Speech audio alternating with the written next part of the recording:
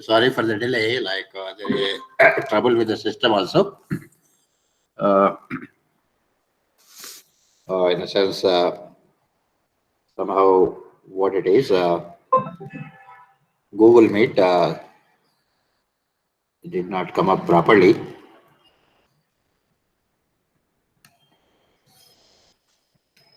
Now I think all of you are able to see the screen. Yes, sir. Right. Thank you.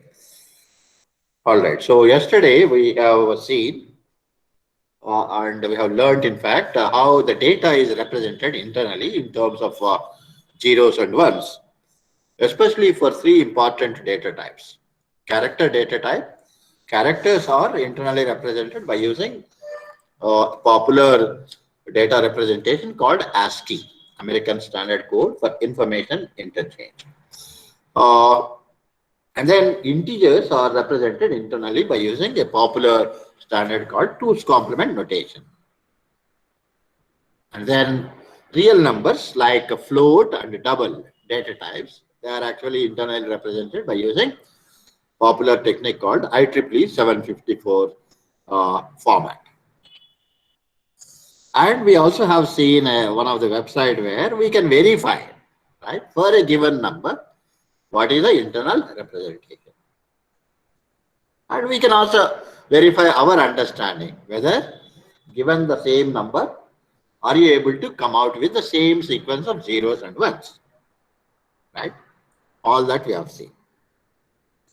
Today, we will write our own Java program to understand all these details, even within Java language, right? And this is the program here, data representation. The class name is data or EPR. That's the name of the class.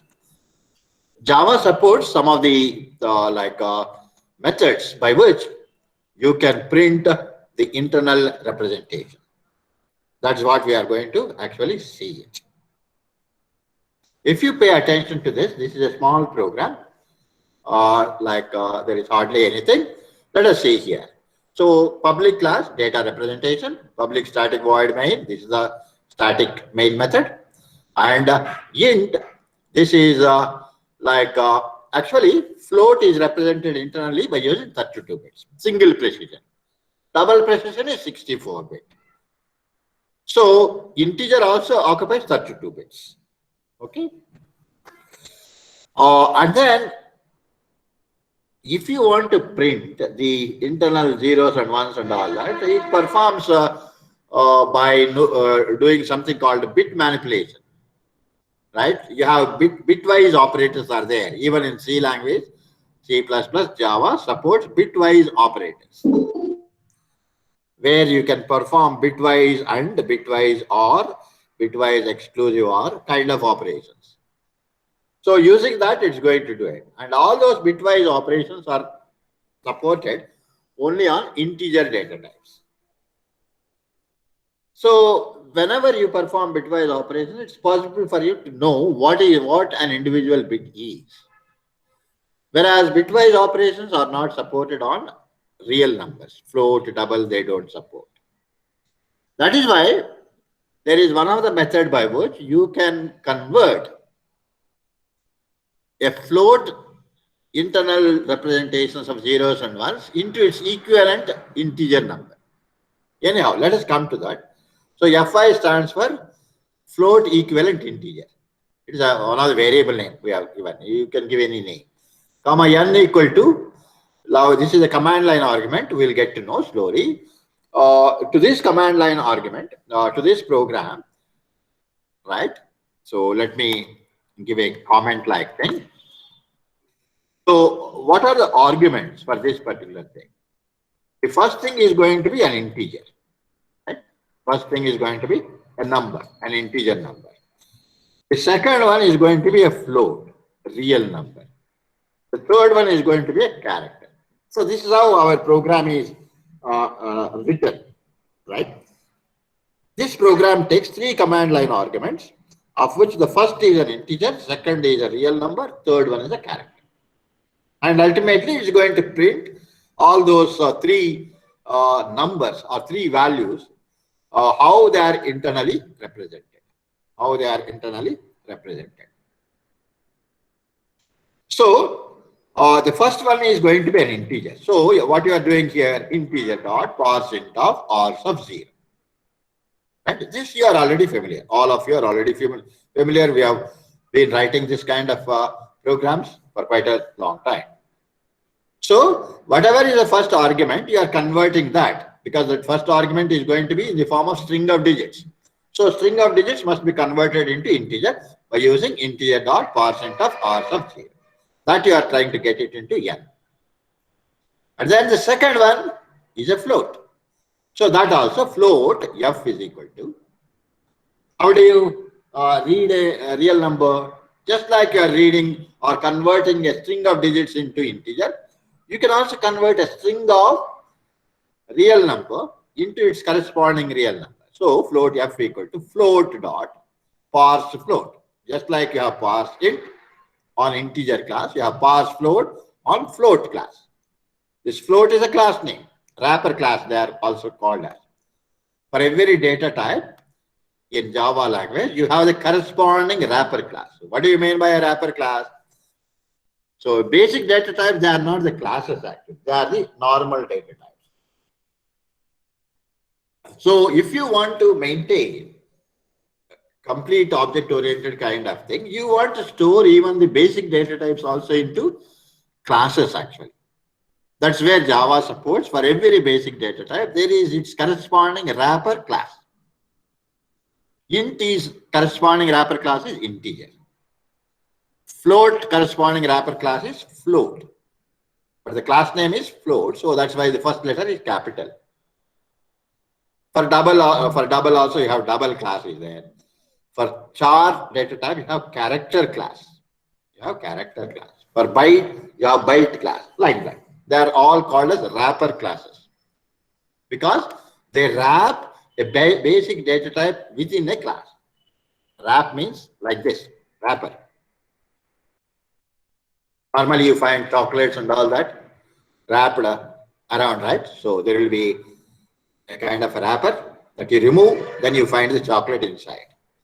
Just like that, these classes, inside the class, what do you have? You have the basic data value, basic data type value.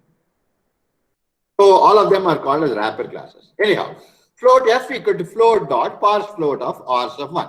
So you are converting the second argument into corresponding real number, and then you are storing it into f.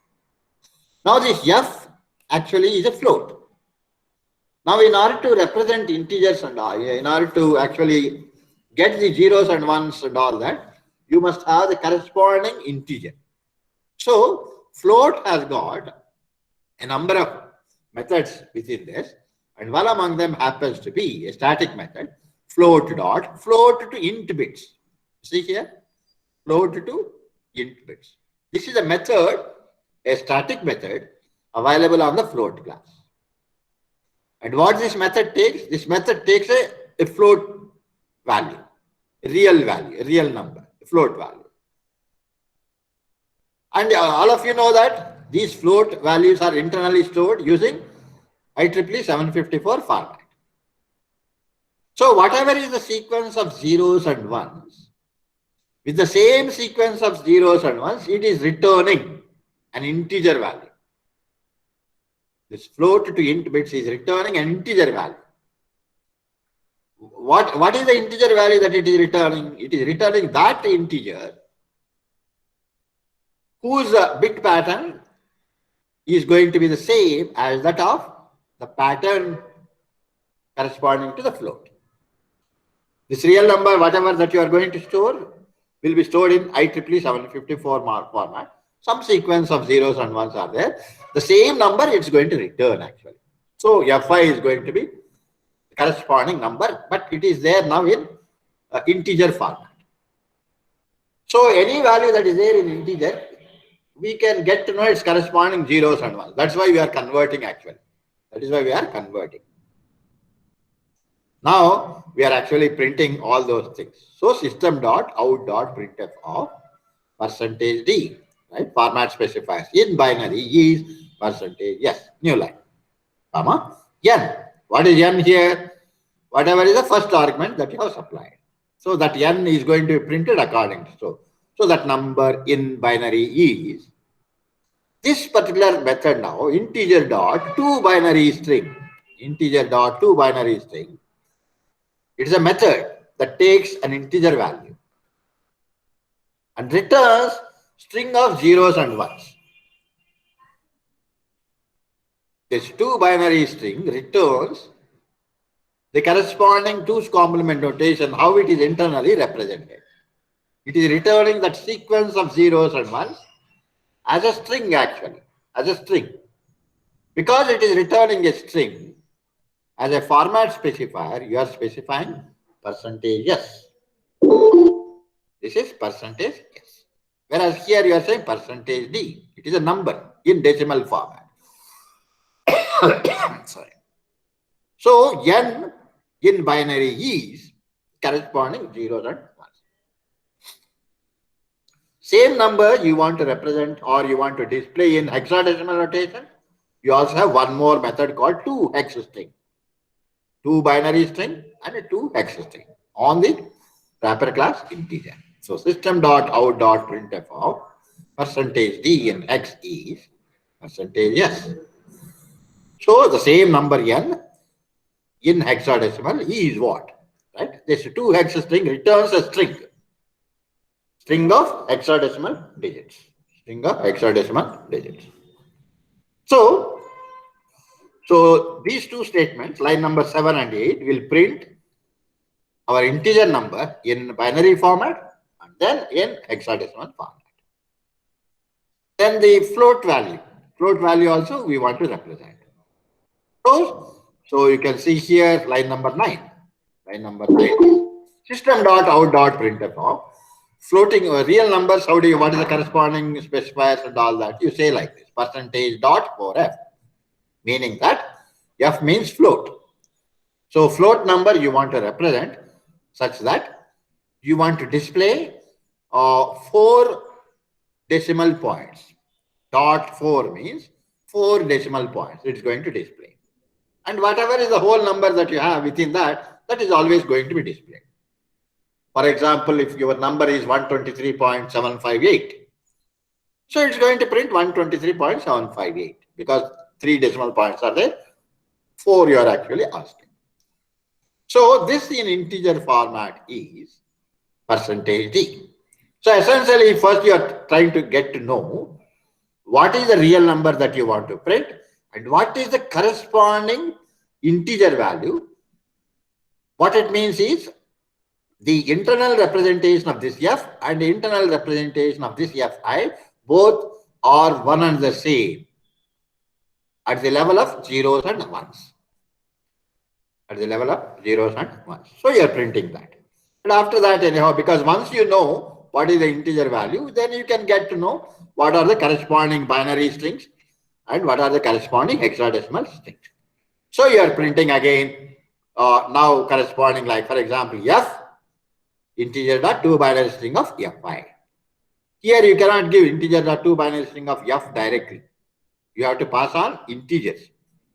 See, all the languages, you need to know what is the data type. So if there is a method or a function, so what kind of parameters, what are the data types? So appropriately you have to call. Okay, so here in binary format you are printing, here in hexadecimal format you are printing. And then the last one, character is there. Char ch equal to args of 2. Args of 2 contains the characters that you want to display. Dot, because that is a string of characters. So you are extracting the first character from there. Dot char out of 0.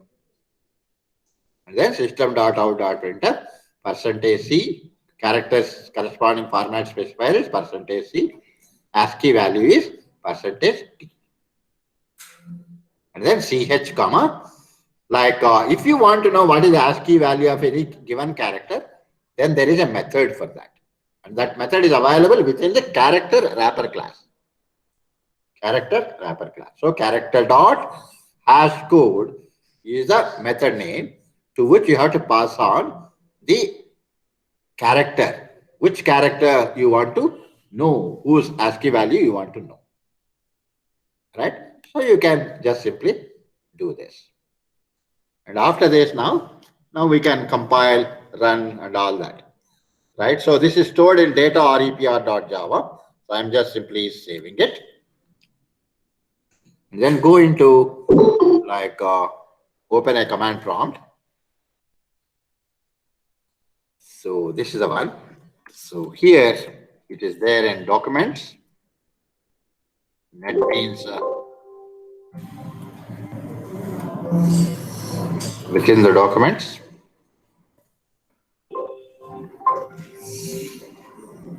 Let us see what is the folder. OneDrive and documents. First OneDrive and then documents. Okay. So this is not the documents.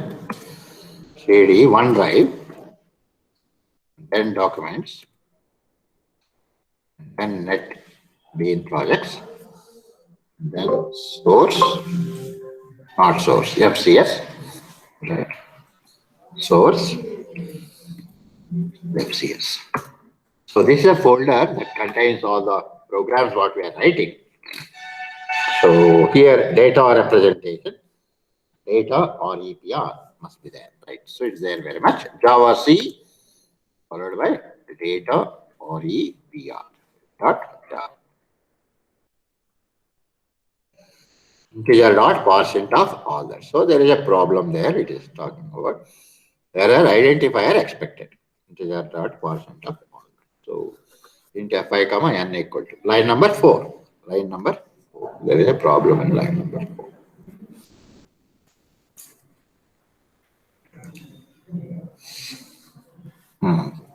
So actually, comma float you are saying. So that's the wrong thing.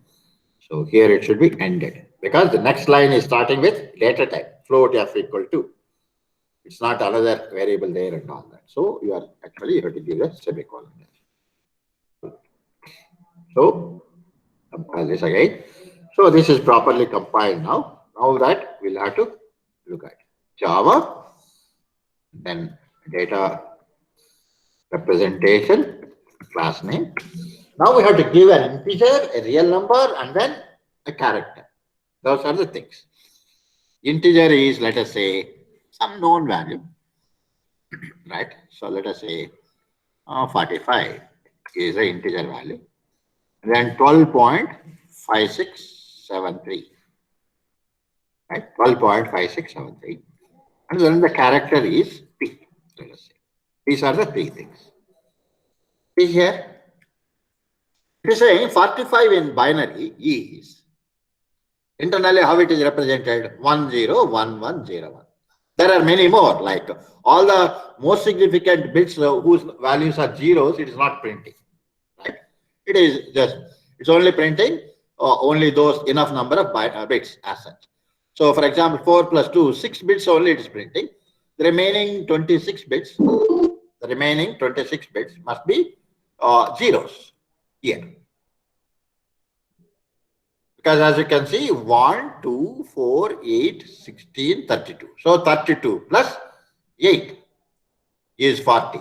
40 plus 4 plus 1, 45. 45 in hexadecimal is 2D. As you know, D means what?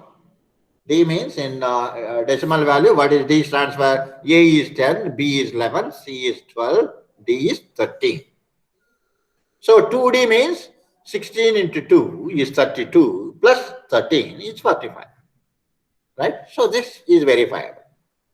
12.5673 in integer format is corresponding like 12.5673 and this number, both will have the same what we call sequence of zeros and ones. Same sequence of zeros and ones.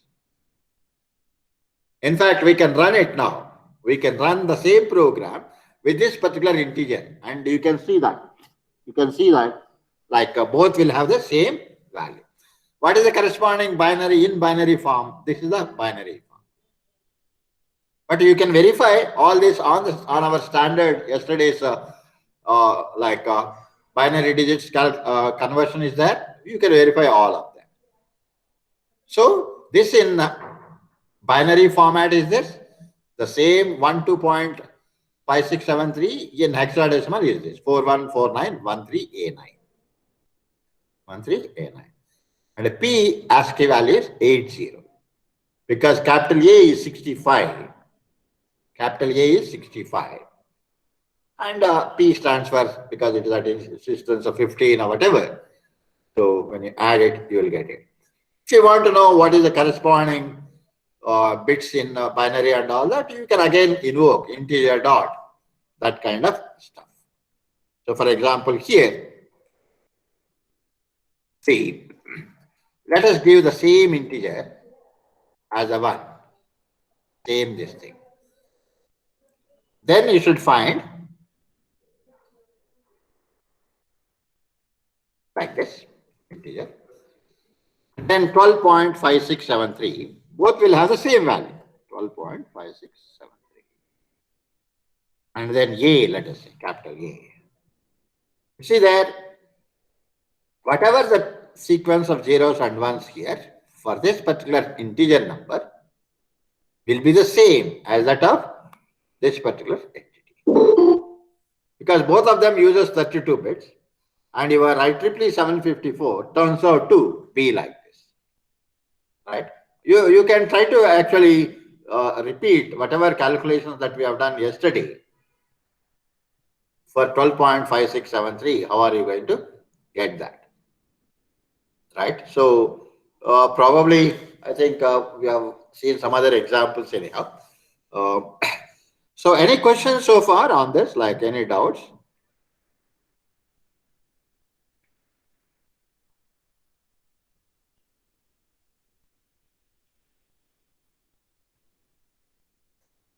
Any questions? Are you following? Any difficulty there?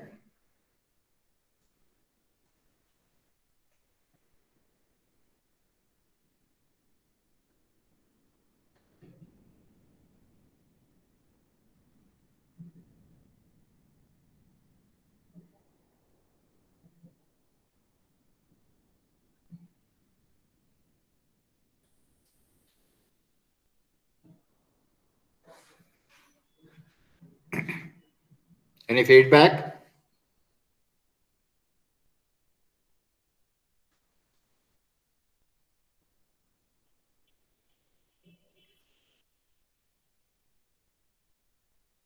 What's going on? Am I audible? Is my question clear? Or Yes, sir, you are audible, sir. are you able to follow the program? The program what is given? Yes, sir. Hmm. How about other students? Whenever you are asked any question, like when you attend a class, it is your responsibility to respond. If you ignore, then you understand. Like so, naturally, so the loser is going to be yourself. So when you ask any question, it will help even others, not only you. Hmm. So if you have followed this, then I can simply move on to the next topic. This is about data representations. So the next is there are many more topics essentially, but let us slowly move on to the other issues.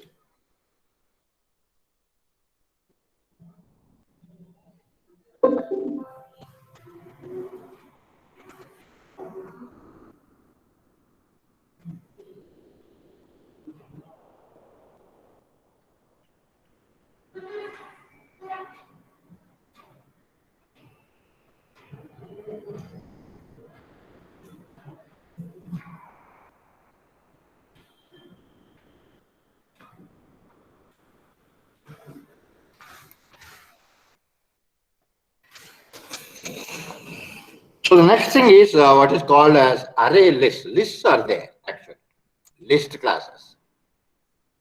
Array already all of you are familiar, wherein you can store elements of similar data type into an array. And the major drawback of the array is that its size is fixed. Once you create an array, its size cannot be changed. Neither can be decreased nor can be increased. So that's why they are static arrays, like static basically. So whenever you are quite sure that number of elements will not go beyond an array, no issue. But sometimes you don't know beforehand how many elements on which you are going to work on. In such cases, you cannot use an array.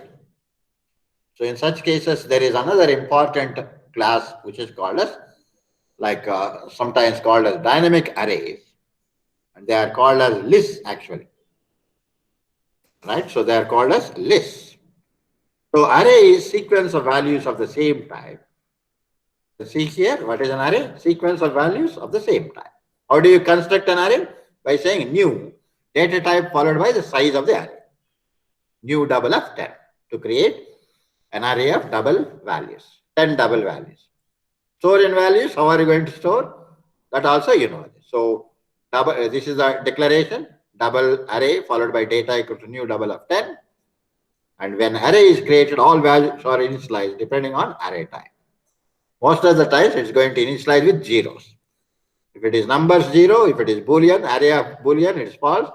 Array of objects, default values are going to be null values. Anyhow. So how is that it's going to, can you understand? So basically it is at runtime, you are allocating the memory space for the arrays. Right? Dynamically, you are actually allocating. But even that, it's going to be fixed. Once you allocate, that is fixed. So when you say data is equal to double array like this, then it is dynamically creating and it is referencing. This is what is called as references. Right? So you are storing the starting address of this entire array is going to be stored here within your variable called data. Most of the times you call it as an object. Always object references an internal memory location. And these are the various values. How do you access this? Data of 0. This is data of 1 and so on like that. So this is just for understanding purpose, an array reference and an array.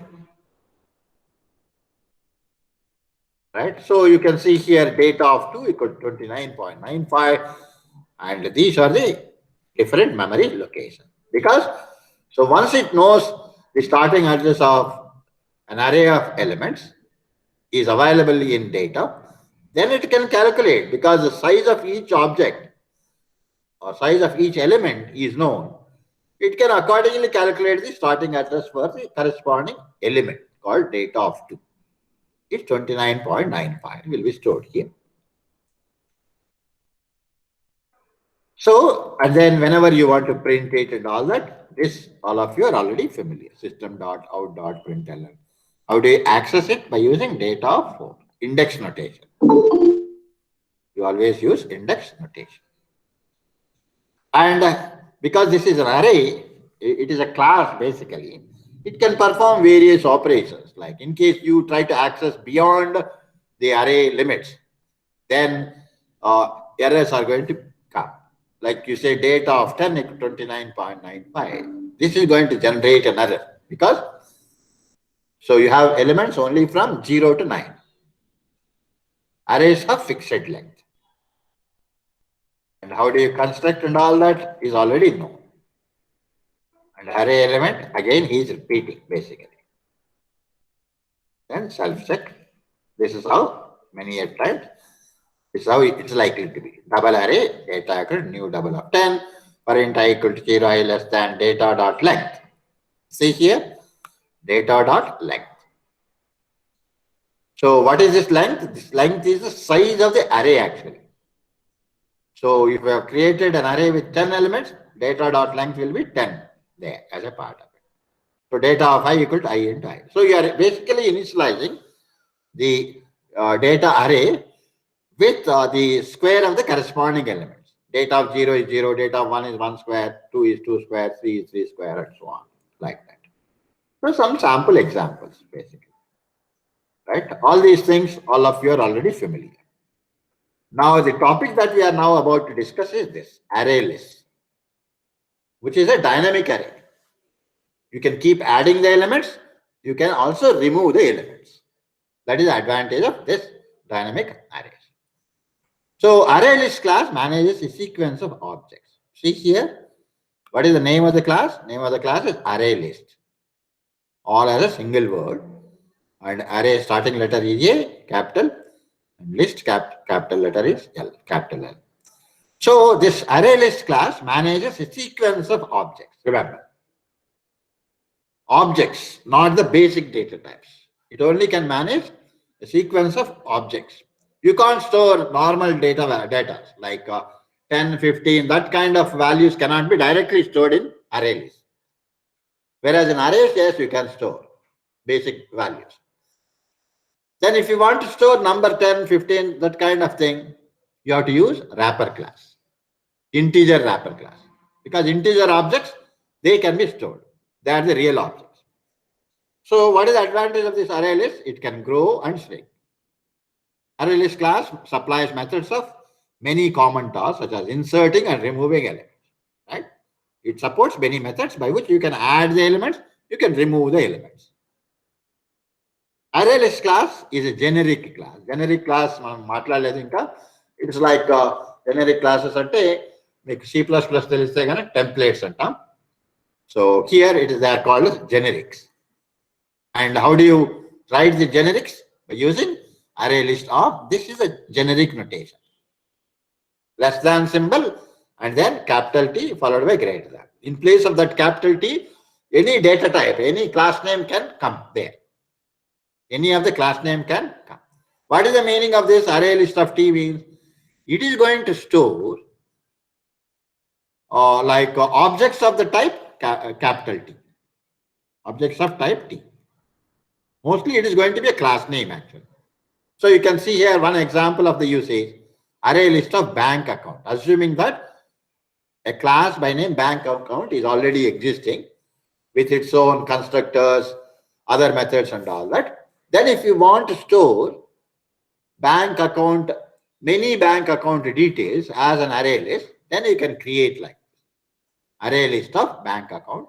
This is the name of the array list is equal to new array list of bank account. And then this is the constructor, right? So that's why you have to use bracket begin and end. Constructor method. Signatures, you need to understand very well. So whenever you use a new, what do? New followed by class name. So what is the class name here? Array list of bank account. This is the entire list. And then followed by bracket begin and end to represent that it is a constructor method. Once you do this, now it has created an array list object. An array list object. And this object can be used to add or remove the like bank account details. How do you add that? By just simply saying accounts dot add of. And then you have to create a new bank account and then add that to the corresponding array list. So once you perform these three statements, now this accounts array list has three objects inside it. It has three objects inside. And what are those objects? Bank account objects. So one with bank account 1001, another with bank account 1015, 1022. So this is how you can actually create array lists dynamically.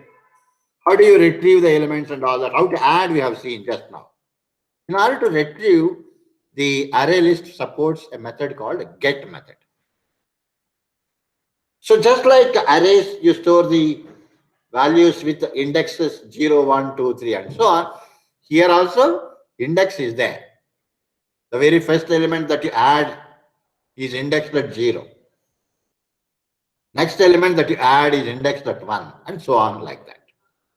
So now you can see if you want to retrieve any specific entry from the array list, this is how you can actually do that.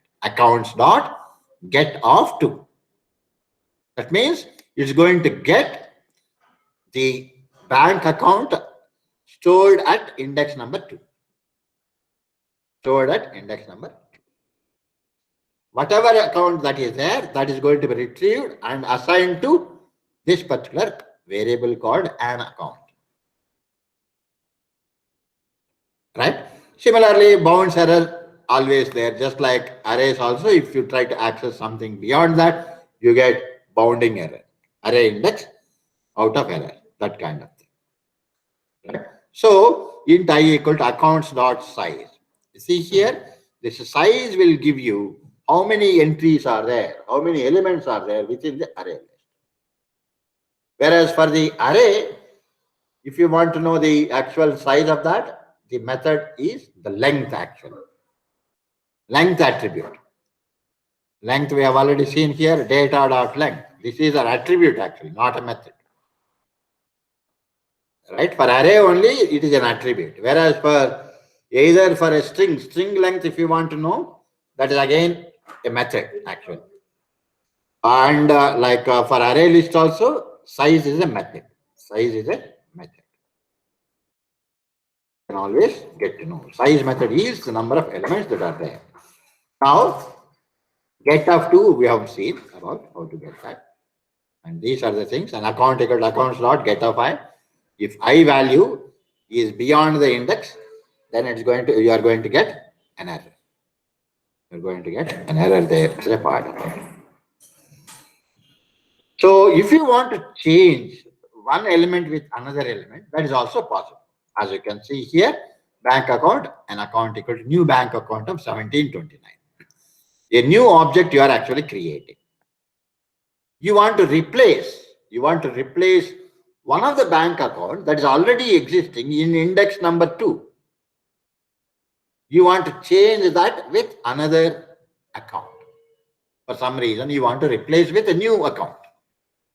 Then for that, corresponding method is set actually. By using get, you can extract the elements from the array list. By using set, you can change the element or object that exists at a specific index. So accounts dot set of 2, an account, meaning that whatever is the earlier account that exists at index 2 is removed. In place of that, you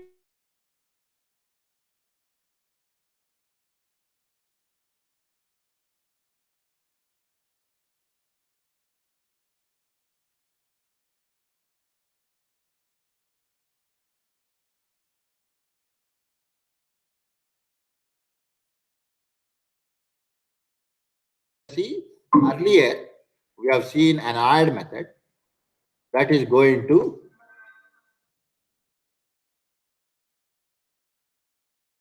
continuously add actually. As you can see here, this is the add method.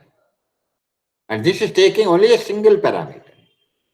Whenever you give a single parameter, it's going to add to the end of the array list. It's going to add to the end of the array list. If you want to add any item, not at the end, but somewhere in the middle, it's equivalent to insert actually, but it is actually using add here. But for that, you can specify the index. As you can see here, add adds a new value before the index. For example, accounts dot add of I, a. That means you are adding this particular object a at the index I. So this I is the array list. This entire thing is I, you are assuming. Not this thing, entire thing is accounts actually. I is the index here. I is the ith index. Something is already there probably. You are now overwriting on this.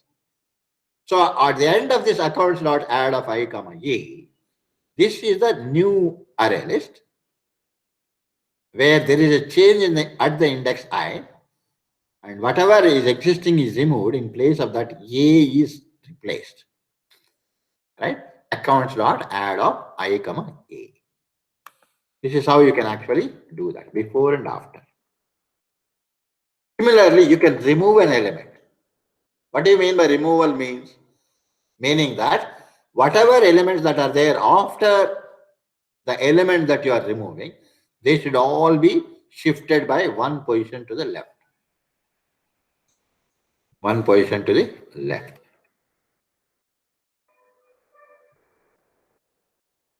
Okay, so that way, like if you take a look into this add actually here, accounts.add of I comma E, maybe I have explained it slightly wrongly, I think.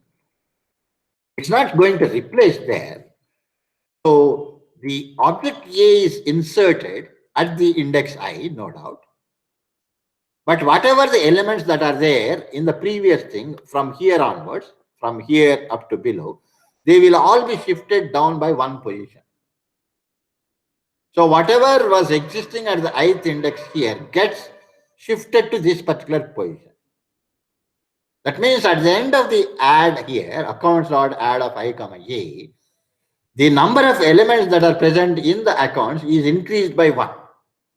That is why if you take a look into the diagram here, before and after, right? So this after this, what it is, this account, number of elements is increased by 1.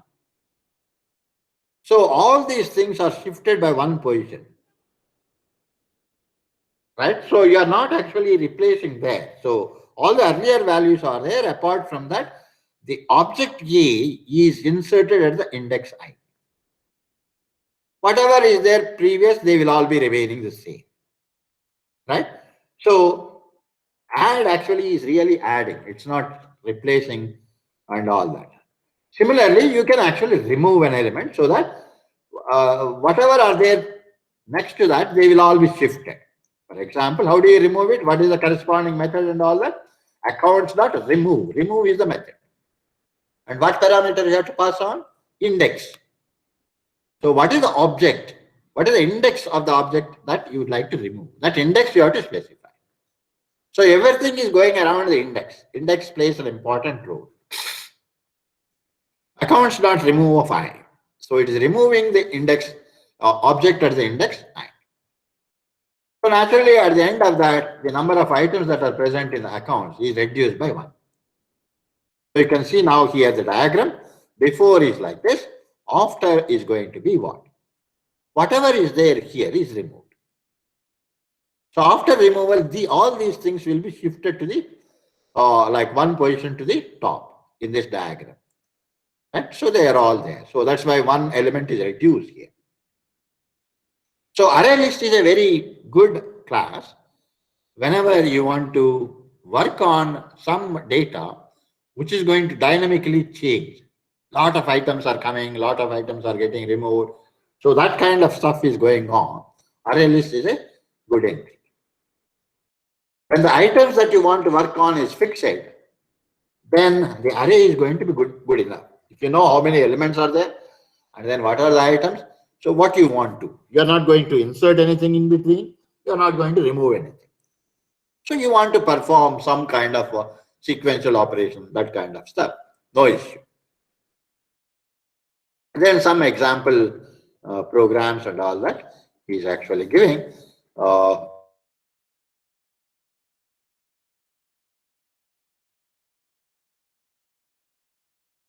Examples.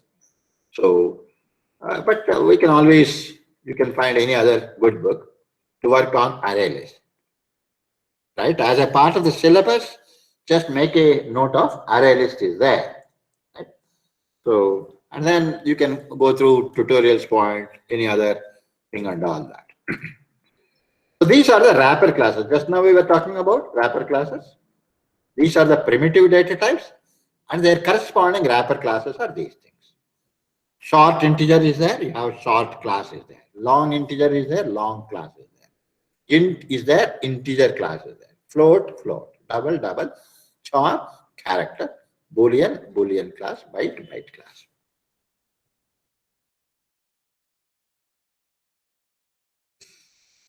And then there is an important concept called auto boxing. What is this? Boxing means, right? So just like we said that, like you have the wrapper classes. So what is going to be stored inside a wrapper class? Some basic data type value. So especially whenever you say, for example, here, double D equal to 29.95. So what are you saying here? Actually, you are declaring the this thing like what it is D as a class variable, class name or object name. And already in one of the earlier classes, I said whenever you want to store a value into a class variable or something, the only way by which you can create objects is by using new operator. By using new keyword only, you can create objects, right? So strictly speaking, this should be the case. Double D equal to new double of 29.95. So this is the actual thing. What do you mean by that? You are creating a double object inside which you are storing a value called 29.95. In fact, for quite a long time in Java also, this used to be the case. But later on, in the later versions, like here itself, you can see starting with Java 5.0 is automatic. That means prior to Java 5.0, you have to use this like this notation only. You cannot do like this. And then people examine this is going to be more what I call a user friendly kind of thing. Even though you are saying double D 29.95, internally your compiler will take care of generating the code like this so that it's going to create a double object with 29.95. This is how like this. Whereas the other way, you see here you are actually, this is what is called as auto boxing. You are automatically putting this 29.95 into the box. That's what you mean by auto boxing means. You are storing 29.95 into the box. Why are we calling it as a box? Because a class or an object means it is an idea inside which you are storing some other information and methods. So many values and so many methods are going to be put together. You call it as encapsulation and all that. So the moment you say 29.95, automatically it's creating an object and putting that 29.95 inside that particular box. Similarly, whenever you want to take out that value and get it into a normal data type, like you can see double x equal to D. What is the data type of x? Data type of x is double, but it is basic data type. Whereas what is the data type of D? It's not double basic data, but it is actually class actually. Both of them are totally different. So prior to Java 5.0, the same statement will give an error. Whereas now the compiler understands that, oh, the user is interested in extracting the value from this double object, which is maybe in 29.95, and that 29.95 can be assigned to x. This is what is called as auto unboxing. You are automatically removing the element that is there inside the object, and that value you are assigning to x. So the same, in case you want to do everything on your own, you have to do like this. Double x equal to D dot double value. So double wrapper class has got a number of methods, of which there is a method called double value method. So whatever is the value that is internally stored, it extracts that and returns a double value. And auto boxing works even for arithmetic expression is just going beyond that. Double E equal to D plus 1. So everything is okay. So no issues there as a part of it.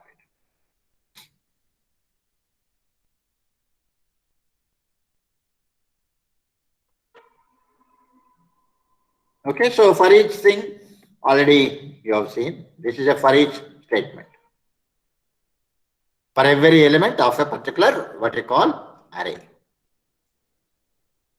So for double E equivalent data, you are trying to add up all that. So this particular for loop, all of you are already familiar. You should get used to it. The other way is this particular thing. So better use this style. When this style is useful when you want to work on all the elements of a particular array. In case you want to work on a limited number of elements, then maybe standard approach you can always go.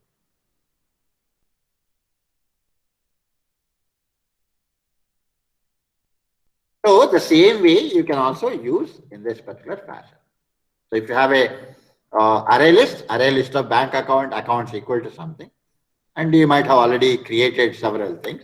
You want to add up all the accounts balance or whatever, then you can see here for bank account A colon accounts. This accounts is an array list of bank accounts. So individual items within this account is bank account. So you have to specify here for bank account A colon accounts. What it does, it will get the first bank account from this account, assign it to A, and then do whatever. Go back, take the next bank account, assign it to A, and again get into.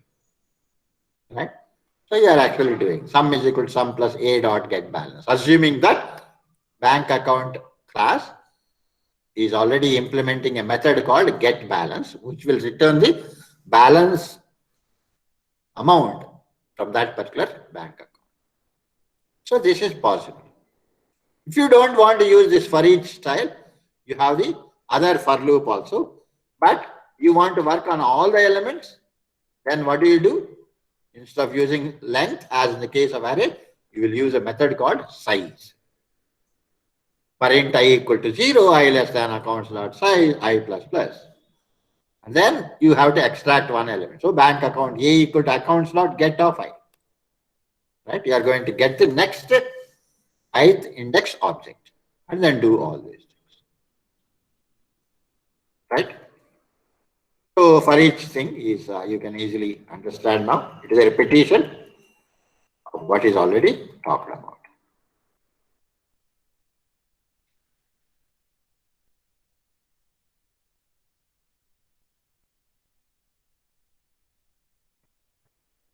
So he is going into the assuming that bank account is there something.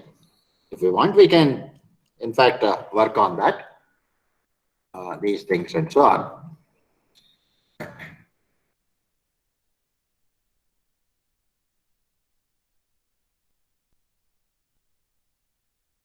Bank, so he's giving all the other things. Dimensional arrays.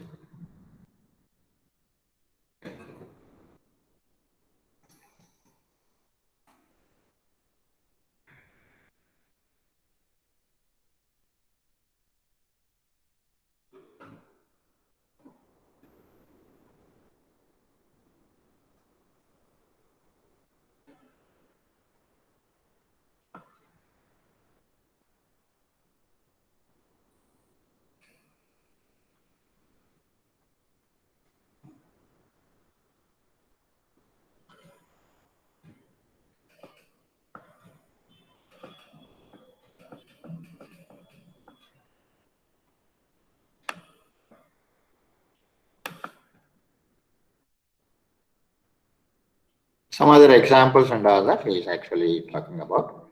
So if you want to work on two-dimensional arrays, as you can see, this is a notation. So this is the name of the array, whatever. And what is the data type of this? It is a two-dimensional array. So you say int, assuming that a two-dimensional array that stores integer values. Int of, this is the first dimension, square bracket begin and end. And this is the second dimension.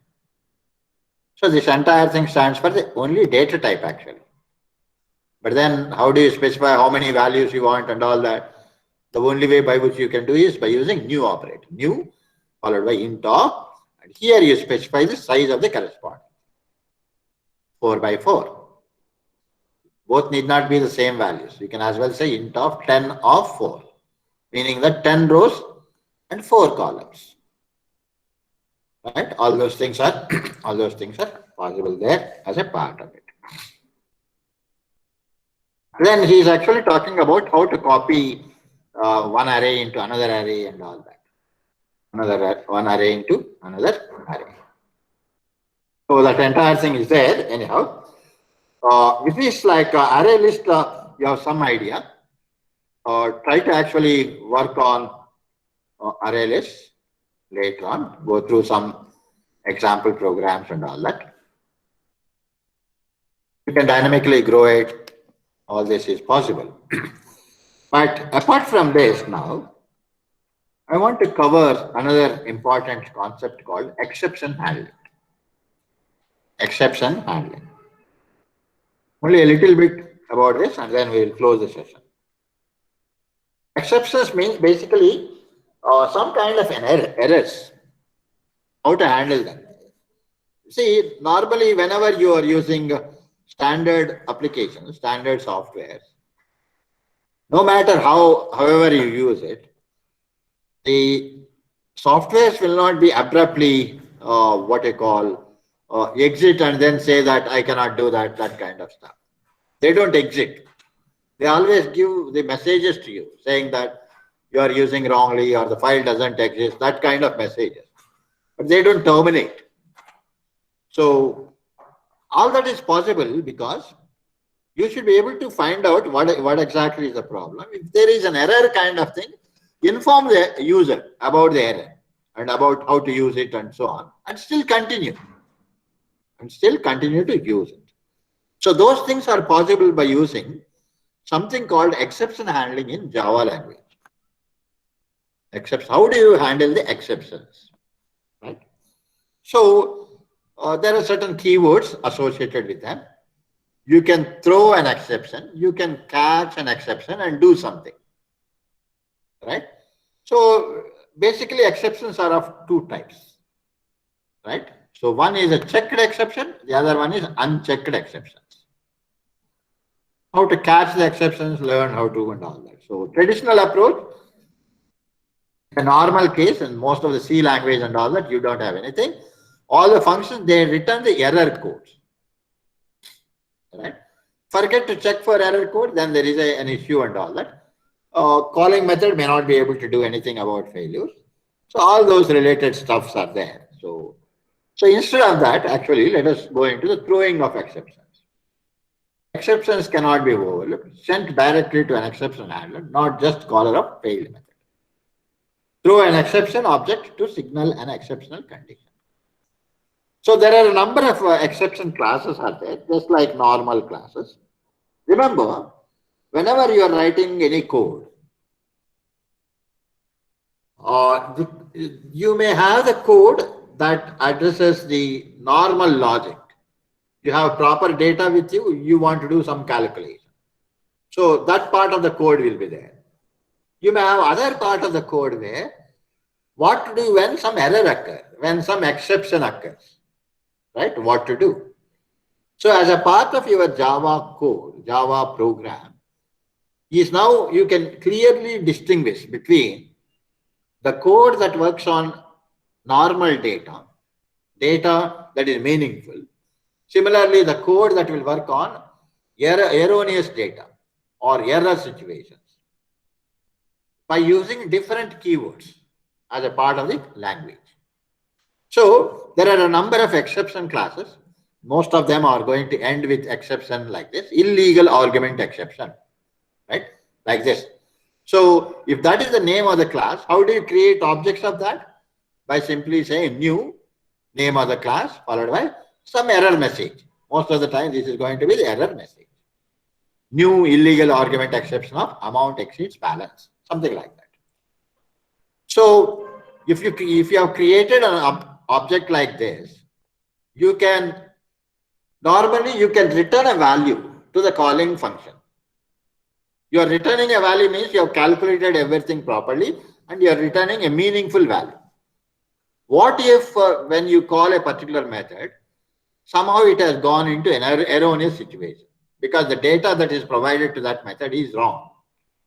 So it is unable to calculate what it is supposed to. Instead, an error has come. So you will use a return statement to return meaningful results back to the calling thing, and you throw erroneous objects to the calling thing by using the keyword called throw. You see, you are now treating meaningful results and erroneous situations differently by using different keywords. So we use return statement to return a meaningful result, and we use throw statement to throw an error back to the calling place. So that's why there is a keyword called throw here. What are you throwing? You are throwing an exception object, an erroneous object. How do you create erroneous objects? By using the new followed by a corresponding exception class object, class name followed by the values. It becomes clearer to you when we see a simple example, no issue. Now, for example, you take this particular case. Public class bank account, that's the class name. Public void withdraw of double amount. So there is a method called withdraw method. There is a method called withdraw method, which is in the bank account class. But withdraw doesn't return anything, that's why it's a void here. So what the parameter you are passing on? An amount. How much amount do you want to withdraw from that particular object maybe. Naturally, you can only withdraw any amount that is less than the amount that is existing in your account. If you want to withdraw more than what is already there, the bank fellow will not perform that. So he will raise an error, right? That's what you mean by here. If amount is greater than balance, assuming that balance is an internal attribute where how much balance you have is already there. So if amount is greater than balance, so you cannot perform this withdraw meaningfully. But you are now generating a message. So say here curly brace begin illegal argument exception. Right. This you don't have to remember and all that. Right. So illegal argument exception followed by exception equal to new illegal argument exception of amount exceeds balance. That means whatever is the parameters, data that you have passed on is not meaningful for this particular thing. So after creating, like whenever there is an error here, so now you are creating an exception object, and then what are you doing? You are throwing that, throw followed by exception. If this is the case, throw is almost equivalent to return, except that throw always returns erroneous objects or erroneous exceptions. If that means once this is done, it doesn't come, the control will never come below this. So if this is the case, you do all this. If this fails, if amount is less than balance or equal to balance, it will come here. Then you say balance is balance minus amount. And then you give the, that means you are as if you are giving that. So like this, you can always, but this is not the end of it. There are many more things that you need to know. What are the various things that are there under the exception classes? These are the various things. So something called throwable. This is the base class. This is the base class, and all these classes are derived from there. You can extend the classes and all that, right? These are all derived from there. So throwable is the base class, under which you have error is a throwable, is one of the extended class. Exception is another extended. Under exception, you have so many things. IO exceptions, class not found exceptions, clone not supported exceptions, runtime exception, like this. Several things are there. For IO, there are several things. End of file exception, file not found exception, malformed, like this. Runtime, you have several things again. Arithmetic exception, class, illegal argument, number format. All these things are there as a part of it. Index out of bounds exception, right? Like this. So, how do you throw an object? Throw followed by exception object. There are two types of exceptions we talked about, checked and unchecked. What is the difference? The checked exceptions, the compiler checks that you don't ignore them due to external circumstances that the programmer cannot prevent. Majority occur when dealing with input and output. For example, IO exception. Unchecked exceptions extend the class runtime exception or error. They are the programmer's fault. Checked one is data is wrong, whereas here this is programmer's fault he is talking about. Examples of runtime exceptions are number format exception, illegal argument exception, null pointer exception. So these are the things. Examples of errors, out of memory error. Categories are not perfect, so even though he is saying scanner.nextInt throws unchecked input mismatch exception. Programmer cannot prevent users from this. makes the class easy to use, all that. So string file name equal to something, file reader equal to new file reader, and scanner in equal to all that. But file reader constructor can throw a file not found exception. Right? So it's always there. So he's talking about what is the difference between checked and unchecked exceptions. So handle the exception. Tell compiler that you want method to be terminated when the exception occurs. Use throw specifier, so method can throw a checked exception. Public void read of string followed by file name throws file not found exception. And then this whole thing. Just pay attention to this particular style of writing methods. So far, you have seen a method where there can be specifier, return data type, public is the scope, return data type is void, name of the method, and then parameters. After parameters close, most of the time so far, we used to actually write this curly brace and curly brace close. But here, using the exceptions and all that, there is something that is actually inserted between starting curly brace and end of the method name here. Right? So this is another style of exception handling methods. What is the meaning of this method? You have to understand is, whenever this read method is called, it is likely to throw this type of exception. If you are quite sure that a particular method under all circumstances will do its job, then this won't be there. But if you think that while doing this particular method statements, it may end up in some exceptions, then you have to declare here that this method read throws file not found exception. Right? So then whenever somebody reads this method, you understand, and even compiler also understands that this method is likely to throw an exception called file not found exception. So if from some other place, if you are calling this method read, it is not likely to succeed. Sometimes it may fail because of file not found exception. So this is another style of developing the methods. So in case something returns, throws different types of exceptions, then you will specify all of them. You can see here, public void read of all this throws. Here you have specified only one, whereas here you are saying throws IO exception, class not found exception. That means while running this method read, it may fail because of an IO exception or because of class not found exception. That means if somebody invokes this read method, they have to take care of that method which is going to invoke this has to take care of what to do when this kind of exceptions occurs.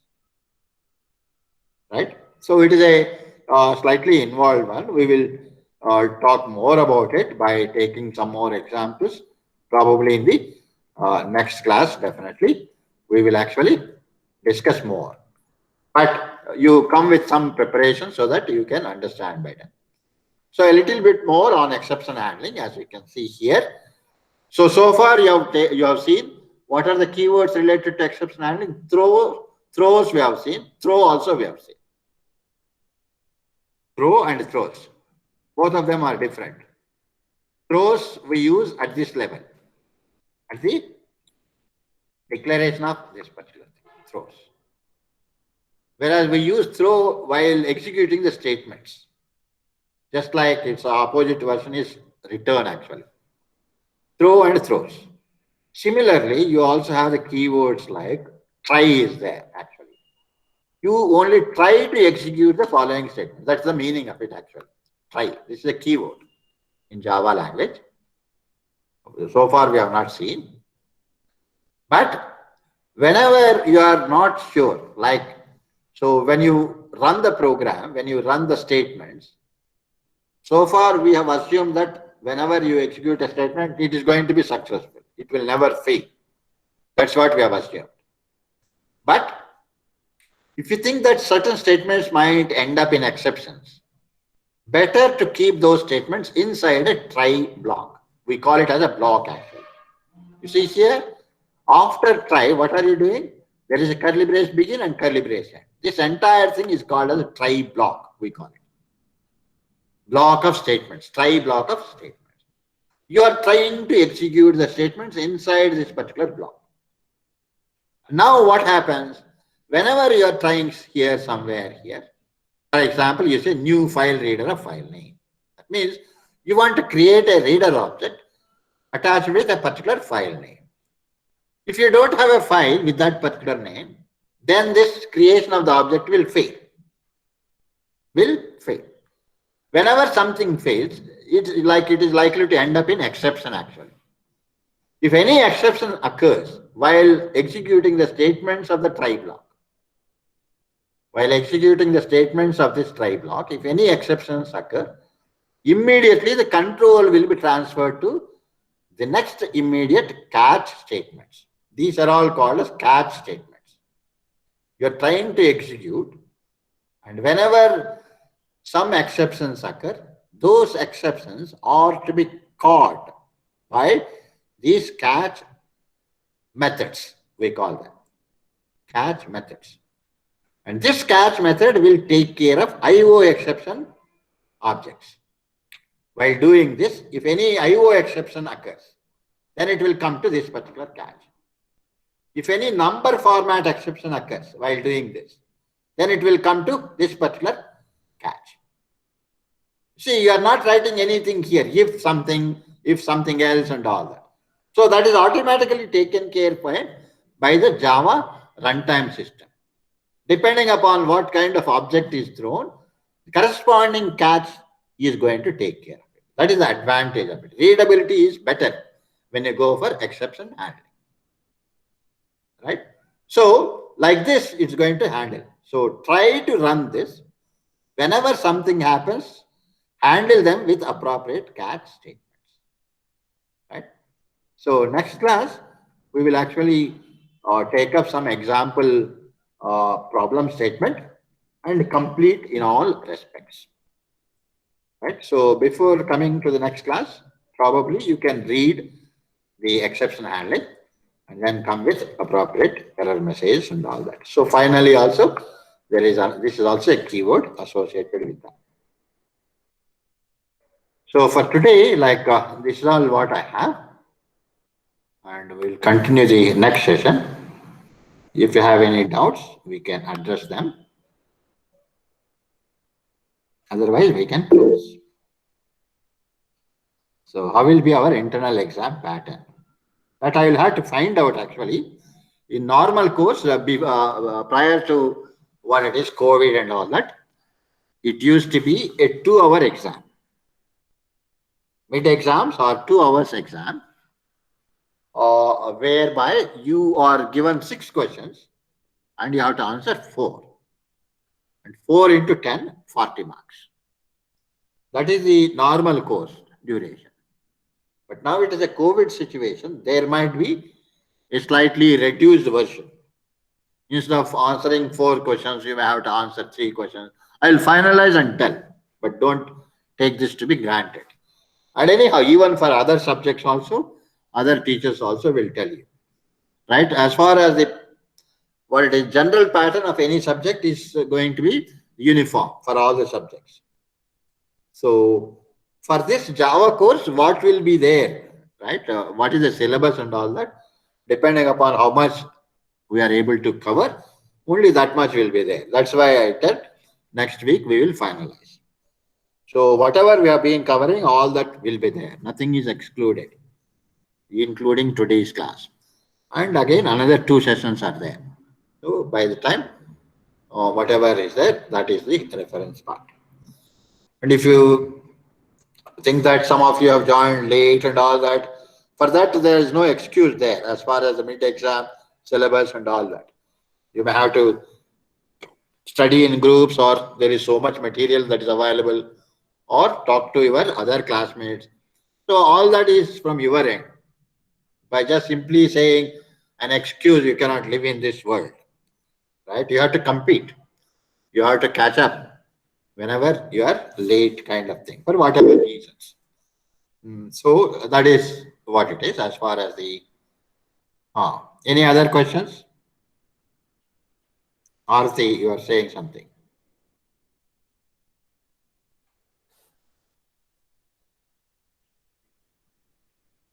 Nothing. Okay. So that is about for today's thing. Then shall I close the session? There is a small delay, like the classes will be there unless I specifically announce that there is no class and all that. There may be a slight 5-10 minutes delay. And today, due to like internet issue also, I got stuck somewhere in the middle. Nothing else otherwise. All right. So thank you for today's class. I am just closing the session. Okay.